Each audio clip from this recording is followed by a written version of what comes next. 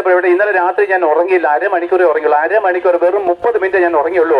ബാക്കി സമയം മുഴുവനും ദൈവരാജ്യത്തിന് വേണ്ടി ഞാൻ അധ്വാനിച്ചു, വചനം വായിച്ചു, പ്രാർത്ഥിച്ചു, ഈ ദേശത്തിന് വേണ്ടി പ്രാർത്ഥിച്ചിട്ട് ഇങ്ങോട്ട് ഇറങ്ങിയേക്കുന്ന പ്രിയപ്പെട്ടവർ. അല്ലാതെ മൈക്കും തൂക്കി വെറുതെ രാവിലെ നിങ്ങളെ മെനക്കെടുത്താൻ ഇറങ്ങിയതല്ല. നിങ്ങൾ അറിഞ്ഞോണം, നിങ്ങൾ അറിഞ്ഞോണം പ്രിയപ്പെട്ട, വേദനയോടെ പ്രസംഗിക്കുന്നത്.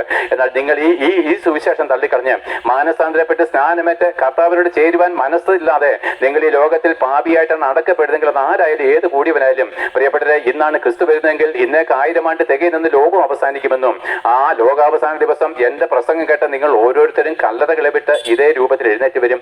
ഇതേ രൂപത്തിൽ അന്ന് പ്രസംഗിച്ച വിജയനെ നിങ്ങൾക്ക് കാണാം, നിങ്ങളെ എനിക്കും കാണാം. നടുക്ക് യേശുക്രിസ്തുവിന്റെ സിംഹാസനമുണ്ട്.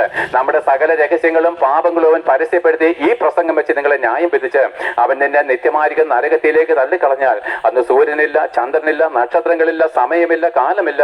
പ്രിയപ്പെട്ടത് എറ്റേണലാണ്, ഇൻഫിനിറ്റി ആണ്. നമുക്കല്ല, നിങ്ങളെല്ലാം എണ്ണൽ സംഖ്യ പഠിച്ചിട്ടുണ്ടല്ലോ.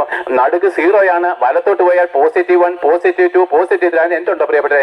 അവസാനത്തെ എണ്ണൽ സംഖ്യ ആർക്കെങ്കിലും പറയാൻ പറ്റുമോ? ഇടത്തോട്ട് പോയി കഴിഞ്ഞാലോ -1, -2, -3 അതിനും അവസാനമില്ല. പ്രിയപ്പെട്ട, ഈ ഭൂമിയിലെ ജീവിതമാണ് 0 എന്ന് പറയുന്ന അനുഭവം. നിങ്ങൾക്ക് എങ്ങോട്ട് പോകണം? നെഗറ്റീവിലേക്ക് പോകണമോ പോസിറ്റീവിലേക്ക് പോകണോ? രണ്ടും എറ്ററിലാണ്. നിങ്ങൾ എന്നാണ് വിശുദ്ധിയെ തികയ്ക്കുന്നുവെങ്കിൽ ഉയരങ്ങളിലേക്ക് നമ്മൾ സ്വർഗരാജ്യത്തിലേക്ക് പ്രവേശിക്കും, അവസാനമില്ലാത്ത നിത്യതയിലേക്ക് പോകും.